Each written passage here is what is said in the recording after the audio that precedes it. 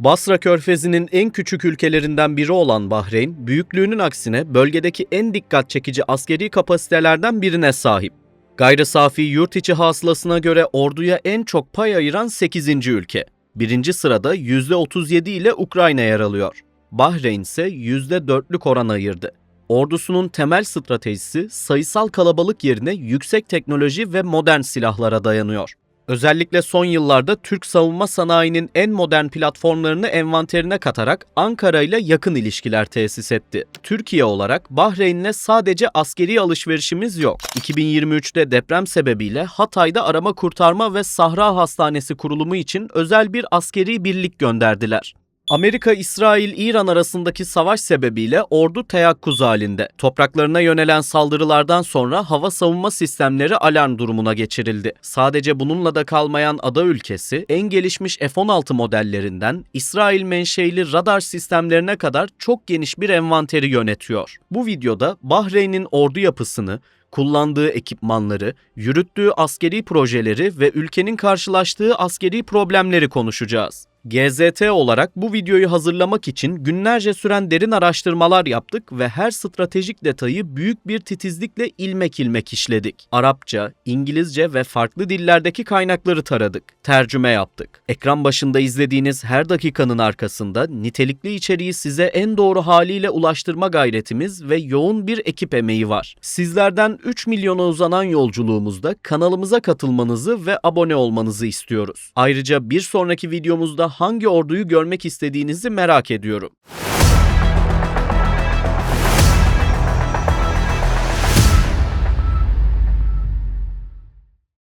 Ordunun yapısıyla başlayalım. Bu bölümde Bahreyn'e yönelik ilginç askeri notları da sizinle paylaşacağım.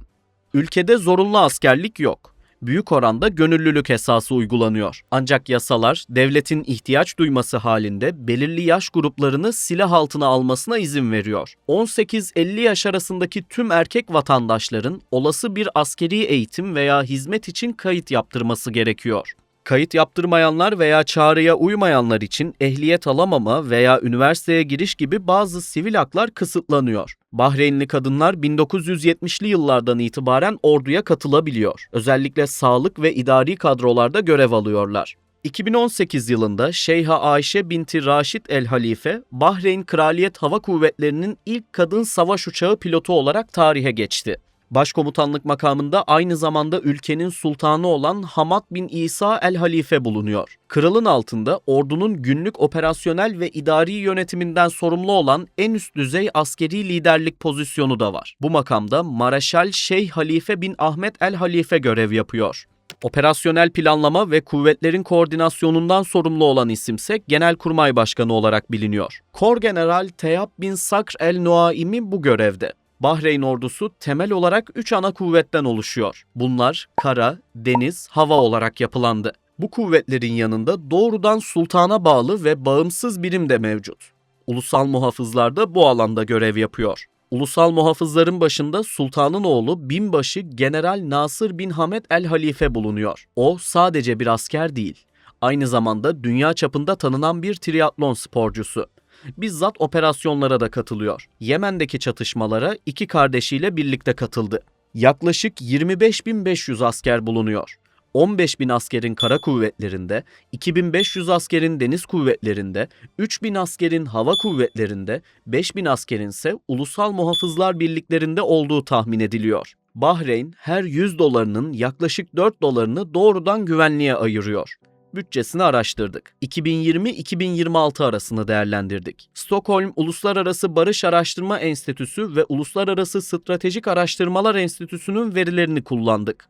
2020'de %4.1, 2021'de %3.9, 2022'de %3.5, 2023'te %3.7'lik oran ayrıldı. 2024 yılında %3.8 ve 2025'te %4'lük pay ayrılmış. 2026 yılında ise %4.1'lik oranın orduya ayrılması bekleniyor. Bahreyn ordusu gayri safi yurt içi hasılasına göre dünyada savunmaya en çok para harcayan ilk 10 ülkeden biri olarak askeri tarihteki yerini alıyor. 2026 itibarıyla 8. sırada. Listenin tepesinde yaklaşık %37'lik oranla Ukrayna yer alıyor. Arkasından Cezayir ve Suudi Arabistan geliyor. Global Firepower Index'in araştırmasına göre Bahreyn 145 ülke içinde 75. sırada yer alıyor. Bahreyn'deki askeri törenlere katılırsanız sadece tankları ve tüfekleri görmezsiniz. Askerler ve kraliyet üyeleri geleneksel kıyafetlerini giyer ve Arda adı verilen Bahreyn'e özgü bir kılıç dansı yapar.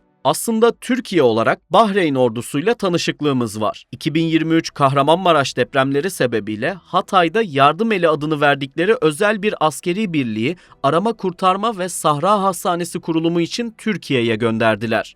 Bahreyn ordusunu anlatırken sadece silahlara bakmak yetmez. Sahadaki üniformanın altında sosyolojik yapı da bir o kadar ilginç. Halkın çoğunluğu Şii olmasına rağmen askeriyedeki üst düzey pozisyonlarda tamamen Sünni bir kadro yer alıyor.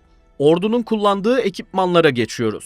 Kara kuvvetleriyle başlayalım. Piyadeler 1935 Browning ve P226 tabancalarını taşıyor. Piyade tüfekleri konusunda geçmişle güncel birlikte kullanılıyor. Alman üretimi Heckler & Koch G3'ler bulunuyor. Askerlik yapan izleyicilerimizin Türk Silahlı Kuvvetleri'ndeki günlerinde yakından tanıştığı bir tüfek olarak biliniyor. Pratik kullanım ve doğru bakımla uzun yıllar hizmet verebilmesi sebebiyle hala kullanımdalar. Belçika'dan FN fal tüfeklerini de satın aldılar. Son olarak Amerikan üretimi M16A2 ve M4'ler bulunuyor. Ana muharebe tanklarının tamamını Amerika'dan satın aldılar. M1 Abrams ve M60 modelleri bulunuyor. Bahreyn, yüz ölçümüne oranla metrekare başına düşen tank sayısında bölgenin en yoğun zırhlı birliklerinden birine sahip. 180 adet M60A3 adanın her stratejik noktasını bir kaleye dönüştürmeye yetiyor. Hollanda ve Amerika ortaklığıyla üretilen YPR-765 zırhlı muharebe aracını satın aldılar. 75 adet envanterde bulunuyor. 339 adet Amerikan üretimi M113 zırhlı personel taşıyıcıya da sahipler. Lynx model zırhlı keşif ve gözetleme aracını da temin ettiler. 35 adet kullanımda. 1977 yılında Fransa'dan 110 adet Panhard M3 siparişi verildi. Bazıları modernize edildi. Bazıları ise askeri ambulans olarak modifiye edildi. 1980'li yıllarda Birleşik Krallık'tan Saksun 10 adet zırhlı personel taşıyıcı satın alındı. Ancak daha sonra yeni siparişler verilmedi. 1977'de Fransa'dan ayrıca AML-90 zırhlı aracını da sipariş ettiler. 22 adet teslim edildi. Bahreyn ordusunun sahadaki çevik ayaklarını Türk üretimi araçlar oluşturuyor. Mekanize birliklerin hız motoru Türk araçlarına emanet diyebiliriz. 2010 yılında 73 adet otokar armayı hizmete aldılar. 2005'te ise Akrep aracını kullanmaya başladılar. 2008'de ise 15 adet otokar Kobra'yı envantere eklediler. Bu araçlar hem Bahreyn'in çöl iklimine uygun hem de dar alanlarda etkisi ispat edildiği için tercih edildi. 200'den fazla sayıda Amerikan üretimi Humvee'leri de devreye aldılar. Sözleşmede gizlilik olduğu için basına yansıyan haberlerden yaklaşık sayıyı elde ettik. Bir tehdit anında ilk olarak Türk üretimi Kobra sınırı kolaçan ediyor. Hemen ardından arma piyadeyi sıcak bölgeye taşıyor. Eğer direnç kırılmazsa arkadan M60 tankları devreye giriyor. BMC Vuran 4x4 çok amaçlı zırhlı araçlar da tedarik edildi. Rus üretimi Tigr anti-tank aracını da satın aldılar. Silah sistemine Rus menşeili anti-tank Kornet D füzelerini eklemlendiriyorlar. 2018 yılında Pakistan'la Interceptor model hafif zırhlı aracın satın alınması için anlaşma imzaladılar. Genellikle Land Rover Defender veya Toyota Land Cruiser şasisi üzerine inşa ediliyor. Umman tarafından geliştirilen Nimer 1 model mayına karşı korumalı ve pusuya dayanıklı aracı da satın aldılar. Adanın üstündeki askeri şemsiyeyi anlatalım. Amerikan üretimi MIM-104 Patriot ve Fransız üretimi Crotal sistemlerini görünmez muhafızlar olarak nitelendirebiliriz. HIMARS sistemleri çöl tatbikatlarında vuruş hassasiyetiyle öne çıkıyor. Amerikalı şirket RTX tarafından üretilen MIM-23 Hawk orta menzilli satıhtan havaya ateşlenebilen füzelerse Bahreyn hava sahasına yönelen düşman unsurlara karşı kullanılıyor. 8 adet bataryaya sahipler. Humvee araçlarının üzerine konuşlandırılabilen AN/TWQ-1 Avenger hava savunma sistemi ise seyir füzelerine, İHA'lara, düşük irtifada seyreden tek pervaneli uçaklar ve helikopterlere karşı ateşlenebiliyor. Amerika'dan FİM-92A mobil hava savunma sistemi de aldılar. Bunlar daha çok omuzdan atılıyor ama zemine de sabitlenebiliyor. 1980-1981 arasında İsveç'ten 14 adet kısa menzilli RBS-70 sistemi de temin edildi. Özel bir bakım ve modernizasyon istemediği için hala kullanımda. İsviçre'den Oerlikon GDF 35 mm uçak savar bataryası ve İsveç'ten Bofors 40 mm bataryası da envanterde. Çok namlulu roket atar, top ve obüs sistemlerinden bahsedelim. Stratejik vurucu güç olarak çok namlulu roket atarlar yer alıyor. Amerika'dan 9 adet M270, Çin'den SR-5'leri aldılar. Brezilya yapımı Astros 2 çok namlulu roket atar sistemlerini de aldılar. M110A2 gibi kendi başına hareket edebilen dev topları ise hareketli kale olarak nitelendirebiliriz. Birleşik Krallık üretimi L118'ler ise piyadenin hemen yanı başında konumlanan koruyucu eldir. Bahreyn'in tüm askeri hava araçları hava kuvvetleri bünyesinde olduğu için tıpkı Umman'daki gibi kara havacılık unsuru bulunmuyor. Umman ordusunu anlattığımız içeriğimizi ekranın sağ üstünde çıkan karttan izleyebilirsiniz. Ama şimdilik yeni sekmede açın. Çünkü Bahreyn hakkında ilgi çekici bilgilere devam edeceğiz. Deniz kuvvetlerine geçiyoruz. Bahreyn, yüz ölçümü küçük bir ada ülkesi olduğu için devasa gemiler kullanılmıyor. Bahreyn Deniz Gücü'nün amiral gemileri Amerikan Oliver Hazard Perry sınıfından gelen RBNS Sabah ve Halid bin Ali'dir. Modernleşen donanmanın yeni gözbebekleri ise İtalyan Fincantieri üretimi El Zubara sınıfı korvetlerden oluşuyor. Sığ suların ve hızlı operasyonların aktörleri ise Ahmed El Fetih ve El Riffa sınıfları. Özellikle Amerikan menşeili Mark 5 hızlı botları Körfez'in çevik tazılarına benzetebiliriz. Bahreyn donanması sadece suyun üstünde değil, havada da teyakkuzda. Gemilere konuşlu Bell 212 ve çevikliğiyle bilinen Alman üretimi MBB BO-105 helikopterleri ufuk ötesi keşif ve arama kurtarma görevlerinde kullanılıyor. Amerika'dan Siklon sınıfı devriye gemisi de satın alındı. 2022'den itibaren 5 adet donanmaya teslim edildi. Ayrıca RBM sınıfına ait orta ölçülerde devriye botunu da hizmete aldılar. 2019 yılında satın alındı. Bir gemiyi etkisiz hale getirmek için Bahreyn'in elinde ölümcül bir cephane var. Fransızların Exocet füzeleri ve Amerikan Harpoon sistemleri denizdeki her türlü hedefi kilometrelerce öteden vurabiliyor. Donanmayı havadan gelecek saldırılara karşı koruyan kalkansa Krotal ve omuzdan atılan Mistral füzeleri de gemilerin üzerinde koruma şemsiyesi görevi yapıyor. Suyun altındaki sessiz tehditlere karşı ise İngiliz üretimi Stingray hafif torpidoları her an ateşlenmeye hazır bekliyor. Hava kuvvetlerine geçiyoruz.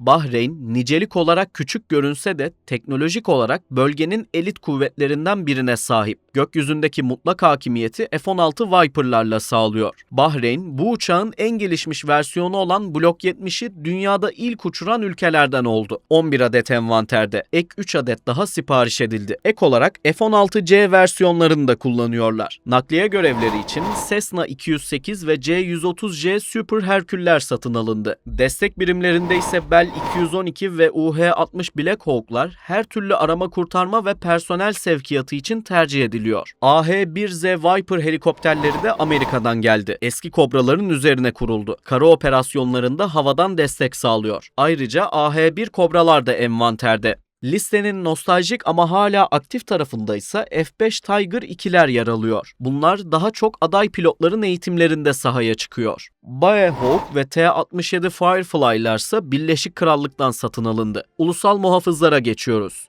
Ana ordudan bağımsız olmasına rağmen doğrudan Bahreyn Sultanı'na bağlılar. Hem iç güvenlikten hem de kritik bölgelerin savunulmasından sorumlular. Bu birim ağır bir ordudan ziyade yüksek hareket kabiliyetine sahip bir jandarma veya özel operasyon gücü gibi donatıldı. Pakistan'dan Muhafız ve Muhafız 3 Interceptor zırhlı araçları satın alındı. Otokar Kobra ve Kobra 2'ler yüksek manevra yeteneği nedeniyle tercih edildi. Daha kalabalık personel sevkiyatı ve ağır ateş desteği gerektiğinde otokar armalar devreye giriyor. Hafif zırhlı keşif aracı sınıfında yer alan Panhard VBL'ler küçük yapıları sayesinde dar sokaklarda ve sahil şeritlerinde devriye atmak için kullanılır. Suudi Arabistan'dan alınan Şibl 2 4x4 hafif zırhlı araçlar genellikle konvoy koruma ve VIP transfer görevlerinde tercih ediliyor. Ağır makineli tüfeklerle donatılmış olan Humvee'ler geniş çöl arazilerinde ve sınır devriyelerinde aktif olarak bulunur. Toyota Land Cruiser'ları daha teknik araçlar haline getirerek üzerine ağır makineli tüfekler veya tank savar füzeleri monte ettiler. Standart olarak M16A4 ve M4 karbin kullanılır. Bazı özel birimlerde ise Belçika menşeili FN Scar görülüyor.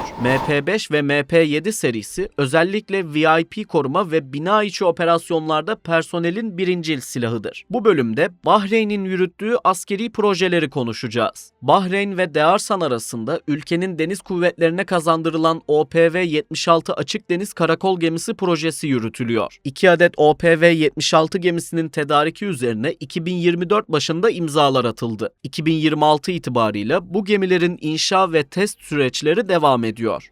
Fenerbahçe'yi destekleyen izleyicilerimiz Dearsan şirketini tanıyor aslında. Şirketin sahipliğini ve yönetim kurulu başkanlığını eski kulüp başkanı Aziz Yıldırım yürütüyor. Ares Tersanesi ise sahil güvenlik komutanlığının önemli tedarikçilerinden biri oldu. Bahreyn, Ares'ten tek bir model değil, adeta bir bot ailesi satın aldı. Ares 35 FPB hızlı müdahale botları, Ares 44 ve Ares 58 serilerine ait kıyı emniyeti botlarını envantere eklediler.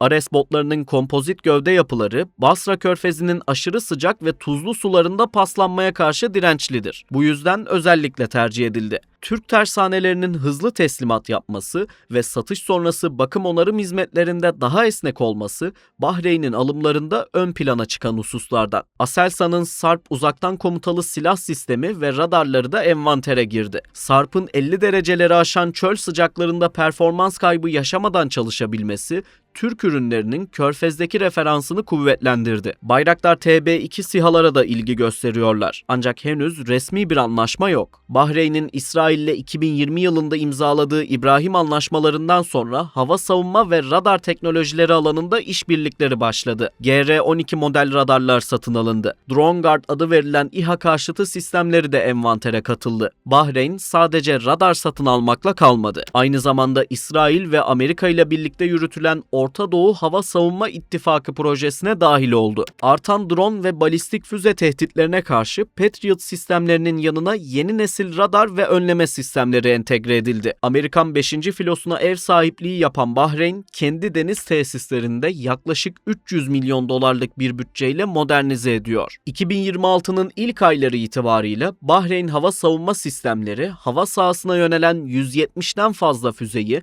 ve 390'dan fazla drone'u başarıyla imha etti. Bahreyn, bölgede yapay zeka destekli hava savunma sistemlerine en hızlı adapte olan ülkelerden biri. Savunma sistemlerinde veri analitiği için Palantir platformlarını ve Anthropic'in Cloud yapay zeka dil modelini askeri istihbarat ve siber savunma süreçlerine entegre etmeye başladığı iddia ediliyor. Şeyh İsa hava üssünde kurulan P-992 filo bakım tesisinde F-16 Block 70 ve P-8A Poseidon uçaklarının modernizasyonu ve bakım onarımı gerçekleştiriliyor. Fransa, Bahreyn ordusunun siber savunma ve dijital harp kapasitesini artırmak için eğitim ve teknoloji transferi yapıyor. Ayrıca Hürmüz Boğazı'ndaki ticari rotaların güvenliği için deniz istihbaratı paylaşımı ve ortak devriye projeleri yürütülüyor.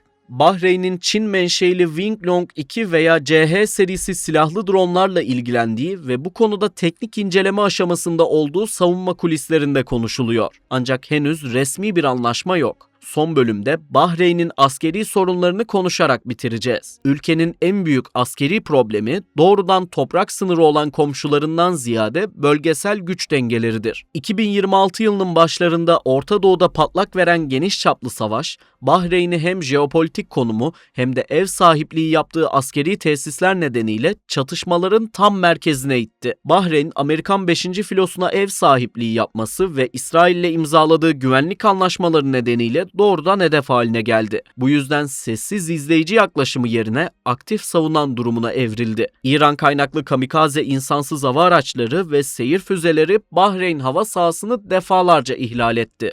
Fiziksel saldırılardan önce Bahreyn'in enerji altyapısı, finans merkezleri ve askeri haberleşme ağları yoğun siber saldırılara maruz kaldı. Manama'daki finans bölgesinin yakınlarına imha edilen drone parçaları düştü. Ayrıca Amerika'nın 5. filosunun bulunduğu üst noktası da hedef alındı. Hangardaki P-8 gözetleme uçakları isabet aldı. Bahreyn'deki Amazon tesisi de vuruldu. El Hid sanayi bölgesi de İran'ın hedef tahtasındaydı. Burada çeşitli fabrikalar ve üretim tesisleri yer alıyor. tartışılıyor. Amerika ile ortaklaşa kontrol edilen yapay zeka destekli insansız deniz araçları kullanılarak Basra Körfezi'nden sızmaya çalışan patlayıcı yüklü botları kıyıya ulaşmadan imha etti. 2011 ve sonrasında yaşanan Arap Baharı döneminde Körfez ülkeleri arasındaki sarsılmaz kardeşlik imajı ilk kez çatırdadı. Günümüzdeki bloklaşmalar oluştu. Bahreyn'de 2011 Şubat ayında başlayan protestolar sebebiyle Birleşik Arap Emirlikleri ve Suudi Arabistan bekle gör politikası uygulamak yerine hızlı aksiyon almak istedi. Yaklaşık 2000 askerden oluşan bir askeri birlik Bahreyn'e girdi ve protestoları bastırdı. Riyad ve Abu Dhabi, Bahreyn'deki protestoları doğrudan bir İran projesi ve kendi kapılarına dayanacak bir devrim dalgası olarak gördü. Bahreyn düşerse Suudi Arabistan'ın doğu bölgesindeki Şii nüfusun da ayaklanmasından çekindiler. Katar da sembolik bir destek vermişti Bahreyn'e giren birliğe. Ancak El Cezire üzerinden protestoların uzun süre yayınlanması Suudi Arabistan ve Birleşik Arap Emirlikleri tarafından olumsuz karşılandı. Mısır, Suudi Arabistan, Bahreyn ve Birleşik Arap Emirlikleri 2017-2021 arasında Katar'a ambargo uyguladı. Ancak daha sonra ilişkiler normalleşti. Bahreyn'in demografik yapısıyla yönetim kademesi arasındaki mezhep farklılığı sadece siyasi krizleri değil, ordunun da seçici bir yapıda olduğunu açıklıyor. Bahreyn bu durumu beka meselesi olarak görüyor. Üst düzey görevliler genellikle sultanın ailesine yakın isimlerden seçiliyor. 2016'da Şii muhalefetin en büyük partisi olan El Vifak kapatıldı ve lider kadrosu tutuklandı. Sonuç olarak özetlemek gerekirse Bahreyn ordusu, teknolojik üstünlüğün sayısal çoğunluktan çok daha hayati olduğunun küresel bir kanıtı niteliğinde. Bütçesindeki her 100 doların 4'ünü orduya ayırıyor. Ama sadece silah satın almıyor. Aynı zamanda kendini bölgenin en gelişmiş erken uyarı ve savunma üssü olarak konumlandırıyor. Nüfusun mezhepsel dağılımı ve yönetim arasında hassas bir terazi gibi denge politikası uyguluyor. Videoyu tamamladık. Fikirlerinizi yorumlarda bekliyoruz. Bu tarz daha fazla içerik için GZT'ye katılmayı ve abone olmayı unutmayın. İzlediğiniz için teşekkürler.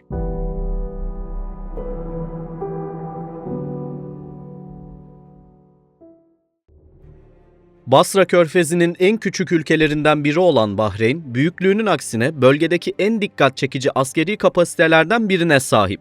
Gayri safi yurt içi hasılasına göre orduya en çok pay ayıran 8. ülke. Birinci sırada %37 ile Ukrayna yer alıyor. Bahreyn ise %4'lük oran ayırdı.